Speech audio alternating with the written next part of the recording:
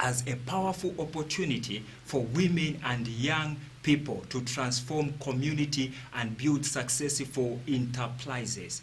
And in that spirit, we are honored to host representatives from the International Women and Youth in Agribusiness Indaba and Conference 2026, a significant gathering bringing together innovators, entrepreneurship, industry leaders, policy makers, and young people passionate about shaping the future of agriculture in Africa. This conference is scheduled to take place from the 27th to the 28th May 2026 at the showground Cosmos Mikelo Hall here in Lusaka. This morning, we are discussing the vision behind the important initiative, the opportunity available for women and youth in agribusiness, and how this platform aims to inspire innovation, partnership, and economic transformation across the continent. Thank you so much for joining us, and welcome to Sector Spotlight. Thank you so much, Madam Patricia, for joining us here on Sector Spotlight. Yes. Thank you very much. You are welcome. To begin with, kindly introduce yourself to our viewers and tell us about your role in the International Women and Youth in Agribusiness Indaba Conference 2026. I am Patricia Chivo, and I'm the Executive Director for Nkonka Women in Agribusiness. And we are the hosts of this upcoming conference. Wonderful, wonderful. It's so good to be able to see you and have you on Light TV Zambia. Yes, I know you're actually preparing for the conference. Maybe I would love to know what inspired the organization of this year Indaba and conference. Yes, and also Nkonko Women in Agribusiness who are actually spearheading this conference. Maybe you may tell us more so that the viewers who are actually listening, who are actually watching, they may understand better. Okay, this conference is actually the 7th of its kind. Wonderful. We have looked over time. We find that 70% of the farmers in this country are actually women. Wonderful. And in spite of the fact that we are the majority in the productive space, we have very minimal presence in the rooms that make decisions. Okay. We will not have the voice that is there. So we thought, since we do not have an opportunity to speak, let us create spaces where we as women are feeling comfortable and have access to the right type of information and the right type of partnerships to have the types of conversations that affect us. Okay, no, that's so good to hear what you just said. I would love to know what is the theme of this year Indaba of empowering women and youth in agribusiness, as it is very important for people to understand, and why is this conversation timely for Zambia and Africa today? So largely the theme for this year is having a climate smart and inclusive agribusiness. That is the focus for this year. Okay, wonderful. Having a climate smart, yes, and inclusive business, as well as business-centered agribusiness. So that was a creation. Okay, wonderful. Thank you so much. I would love to know also what are some of the major objectives of this year's conference?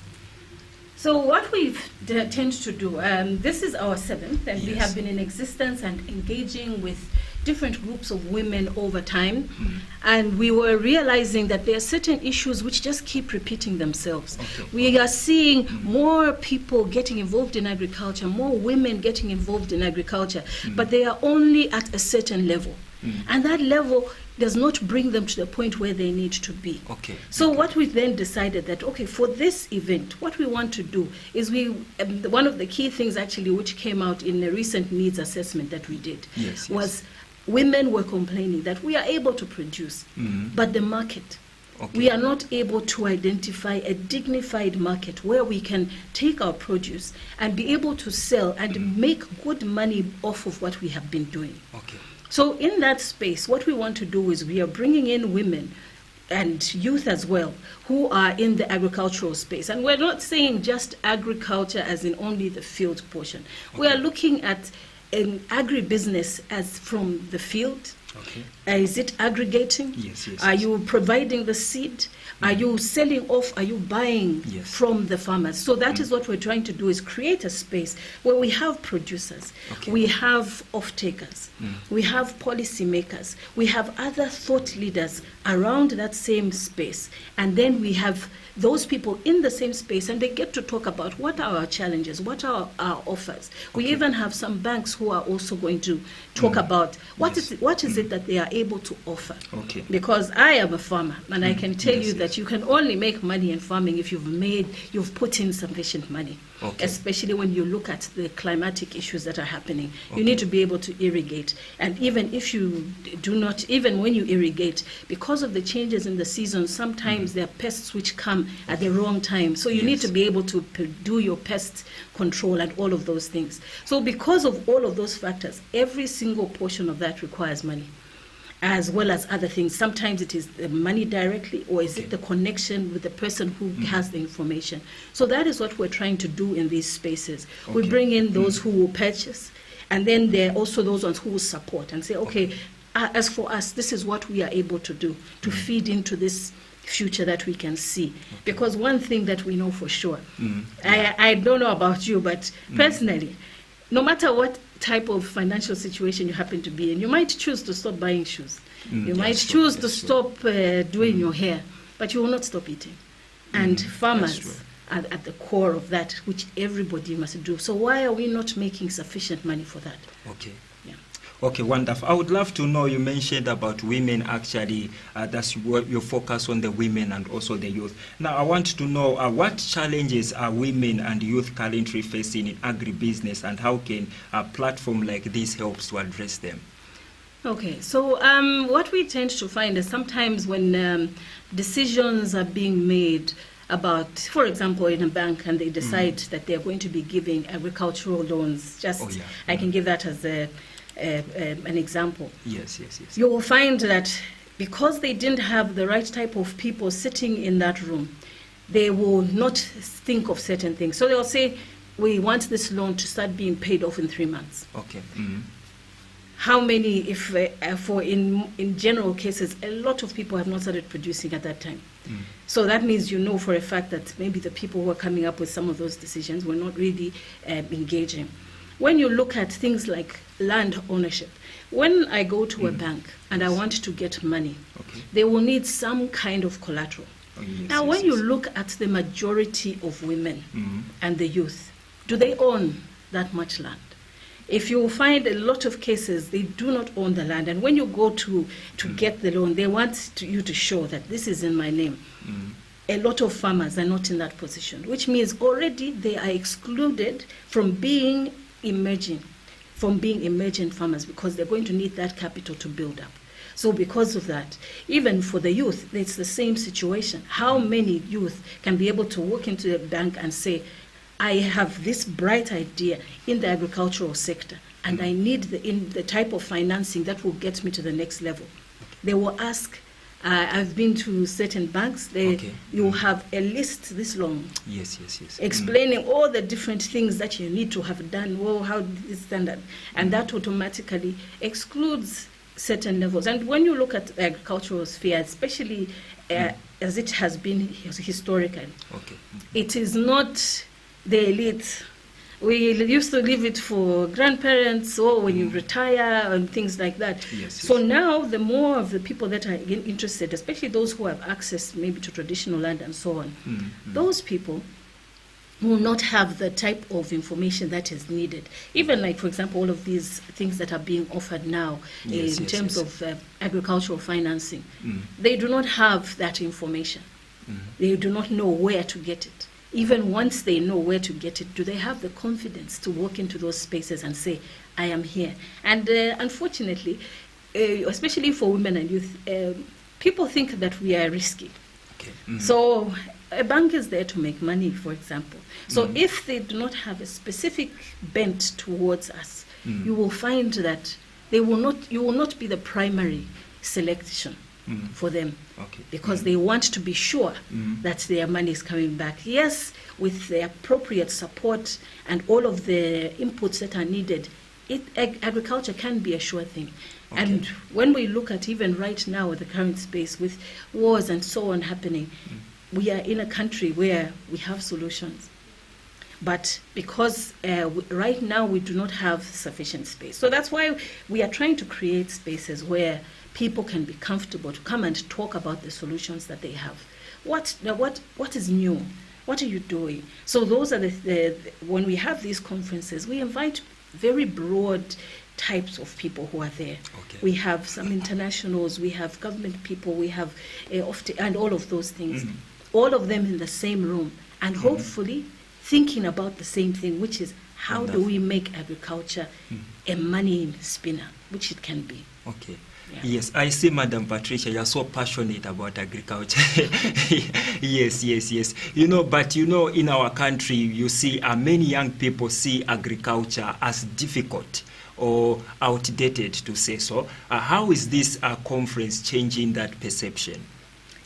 For those who will come to the conference, we have an actual section of it which has innovations. Okay. Just in this field of agriculture. Like I said, when we're looking at agribusiness, we're not only focusing on production. Okay. Right now, we have people who are in the agribusiness space that don't own a single chicken, but they're selling thousands of chickens. Okay. How is that? It's because we are now integrating tech with agriculture. So this youth who goes out and engages farmers who have that gap, and they say, you are failing to find market. Let me do that for you. I am good at technology. I can do this, and that.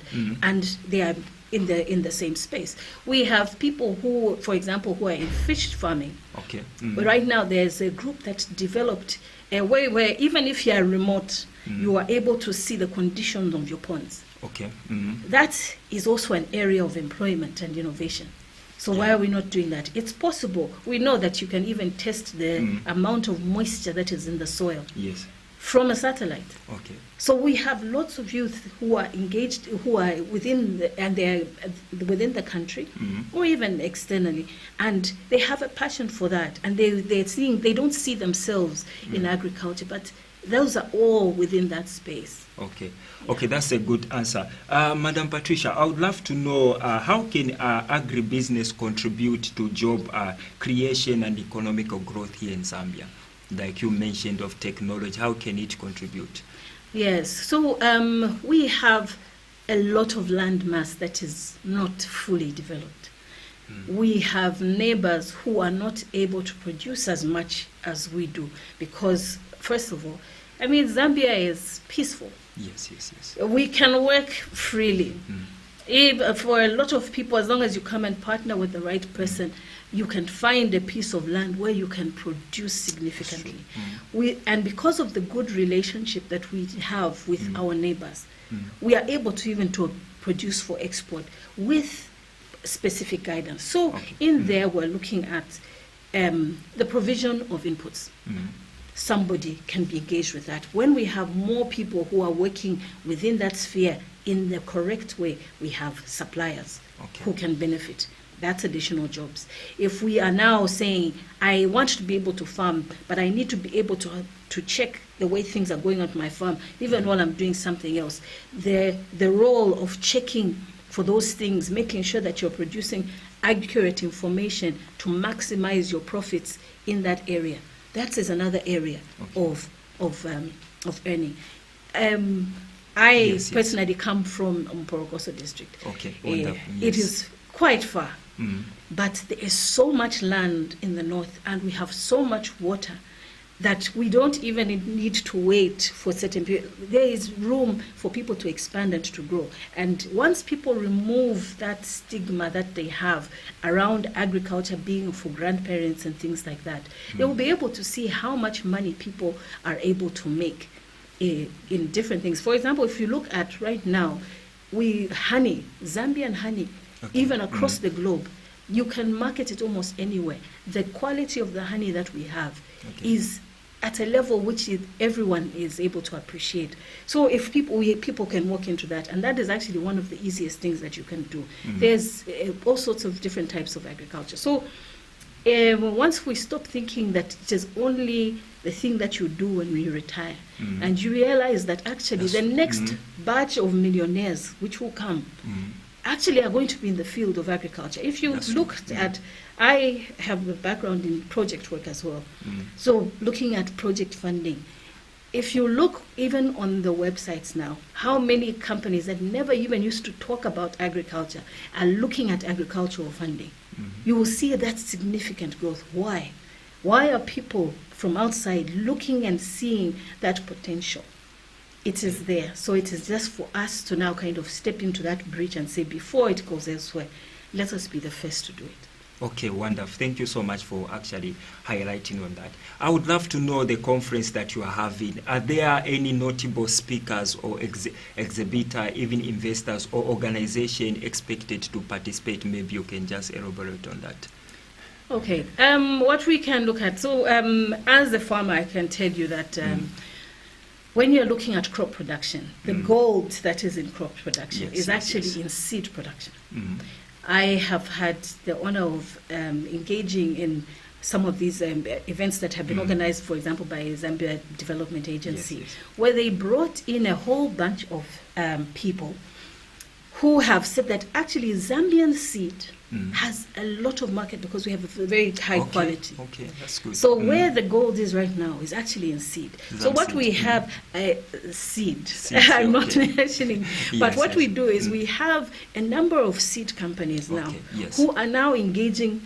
Initially, people would say they would only buy seed from somebody who has 20, 30 hectares. Yeah, that's but now, there are more people who can handle smaller portions of land and produce very good quality seed with support, and they are able to sell almost 3 to 4 times the price that they would sell like a bag of normal grain. That is why we've invited seed companies to come and talk about what are they offering. Is it possible for me as a farmer who doesn't have 30 hectares and I want to get into seed farming? How can I do that? That is why we've invited them. I've invited people who are into processing, and we're saying, okay, we a lot of women are involved at the lowest level of production, which is just right in the field. When you just go up one level and you now start manufacturing it, just processing it at another level, automatically you get higher benefits. And those are the types of discussions that we want to be having. So in that space, we have invited people who will talk about how you can engage. We have CEC coming, who will talk about, if you are a small farmer, how can I get the type of resources that are going to enable me to actually get into the field of manufacturing or at least processing. So they are going to talk about the different types of funds that they are offering. We have even other projects that have opened up. So that is why the event is supposed to bring to people's attention things that they've never really thought about. Yeah, so that's why we are calling everyone together in that space. So those are the types of people that we have. We even have some international guests, and we have different institutions that deal in agriculture in different aspects. We have people who will link you to another organization where you're able to get information. You want to do farming. You don't know how to do your record keeping. You don't know how to set up a proper business plan because let's be realistic, farming is a business. It's a business, that's true. We do not do things as they say, chibante bante. We have to think about what we're doing. Who am I selling to? Before you see your neighbor planting tomato and just say, I will plant tomato also. What exactly did they do? How did they do it? Are they selling it somewhere? So that is those are the types of people who will be there, will be the ones who will stimulate that thought process. Okay, wonderful. Thank you so much, Madam Patricia. I would love to know, we have seen some of the impactful work that Nkoka Women in Agribusiness has been doing, over the years. For example, you recently organized the International Day of Rural Women celebration, which attracted thousands of women. Help us understand what inspired such an initiative and what impact did it have on rural women?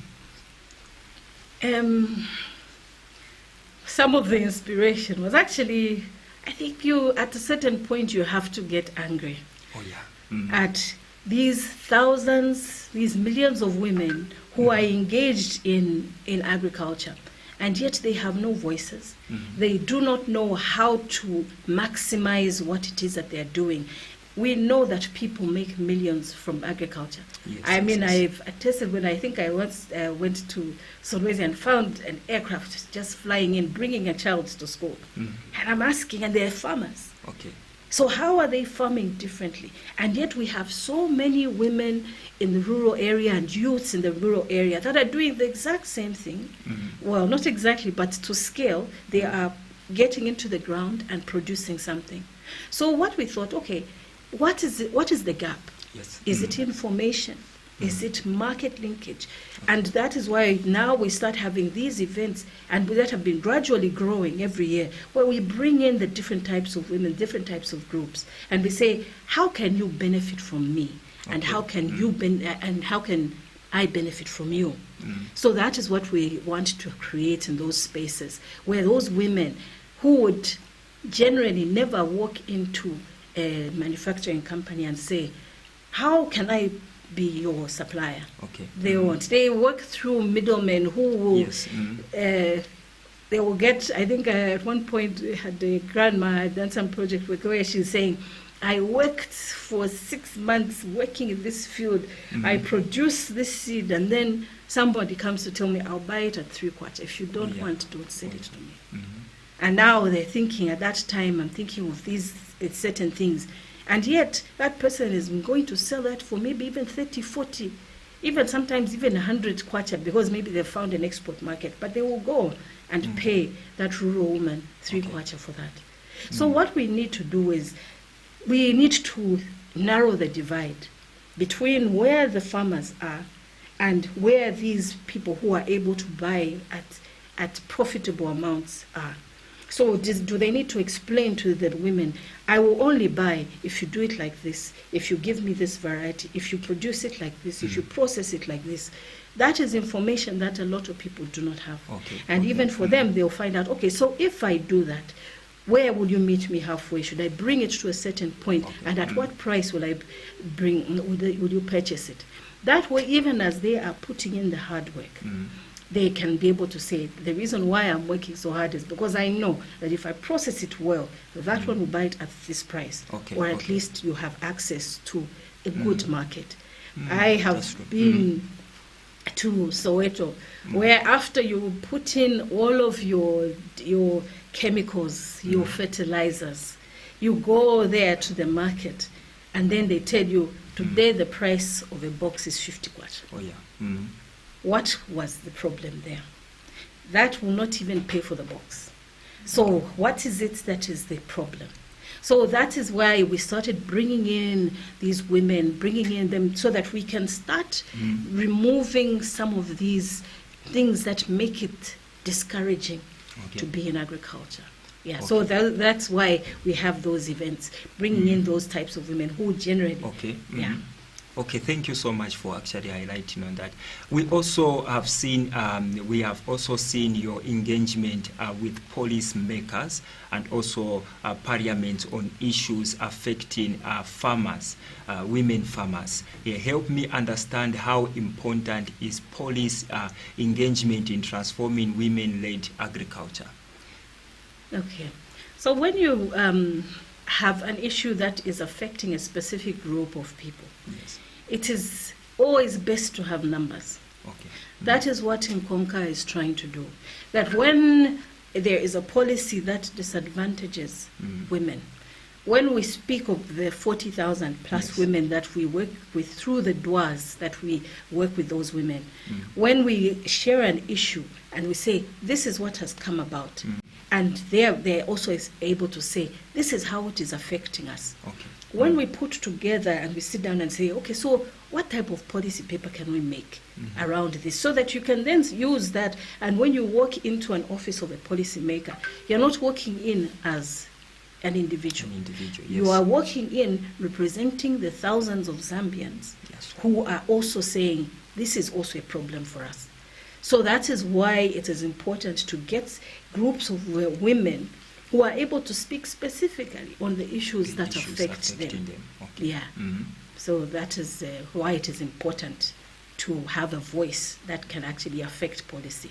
Okay, that's well noted. Yes, thank you so much. And looking at the number of women that have been participating in your activities and also the conferences, help me understand, what does this say about the growing interest of women and youth in agri-business today?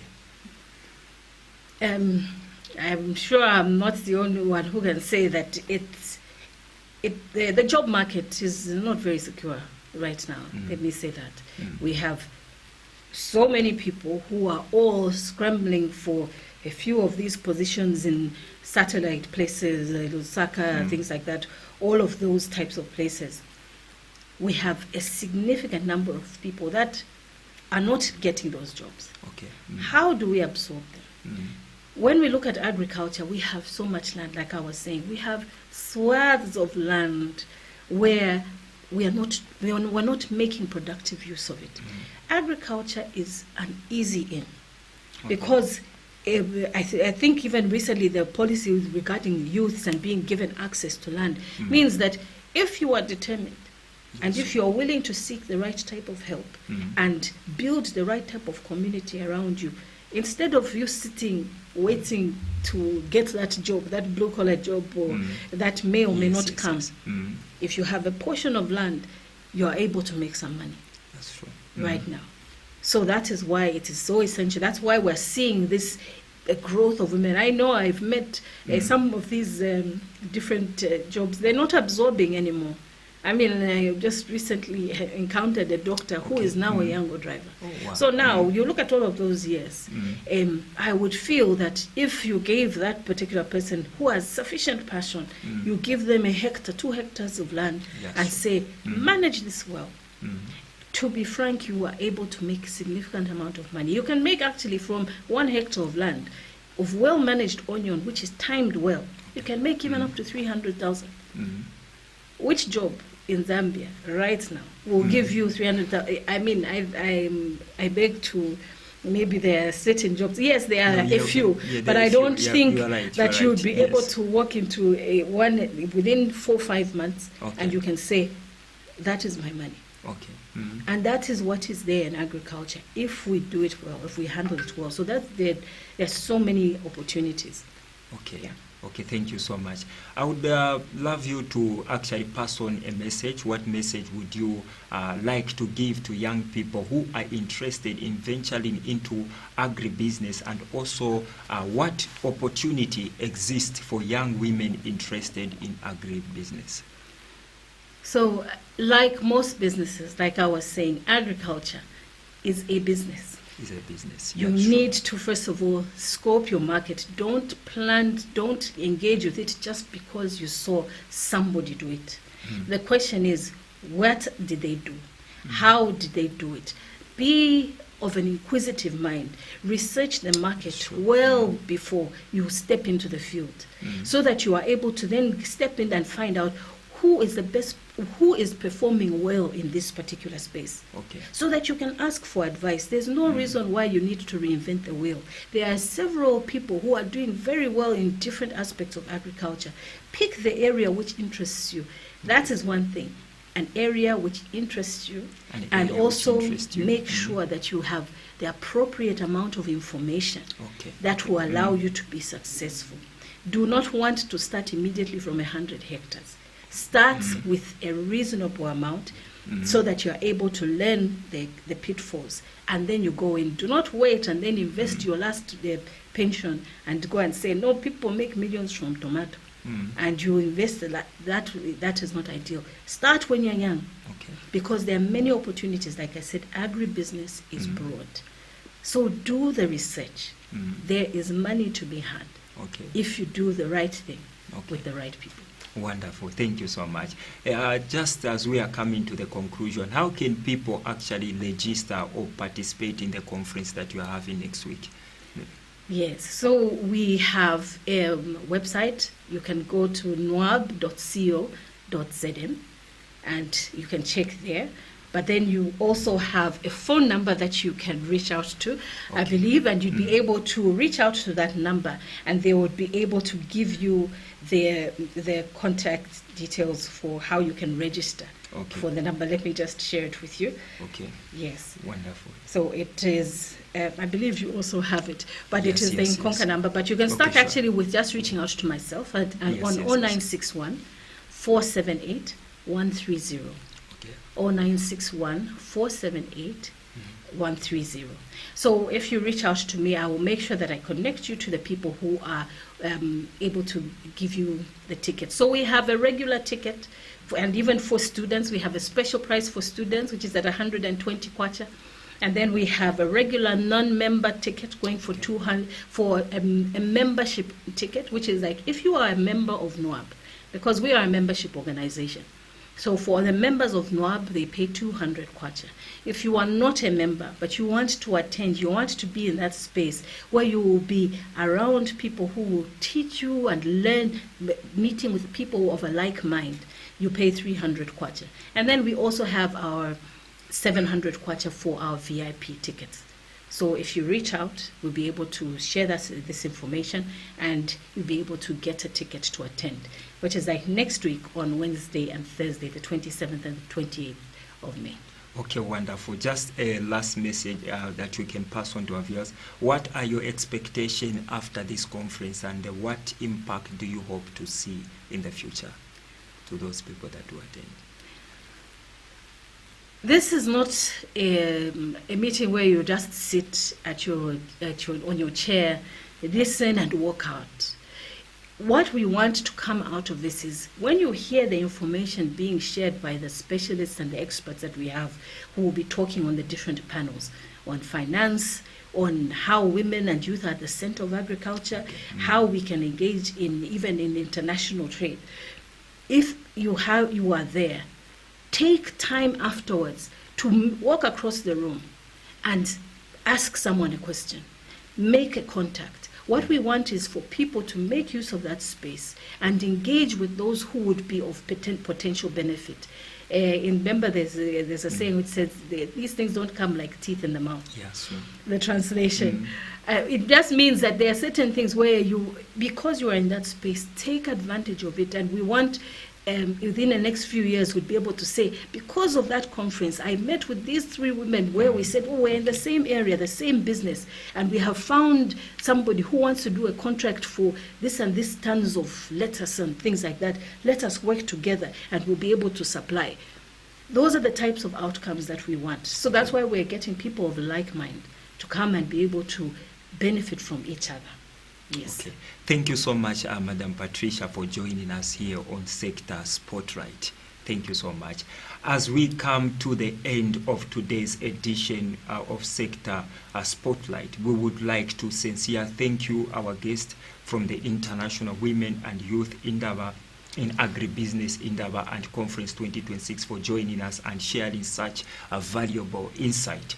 Today's discussion has clearly shown that agriculture is not just about farming, but about innovation, entrepreneurship, job creation, technology, food security, economic empowerment for women and young people across Africa.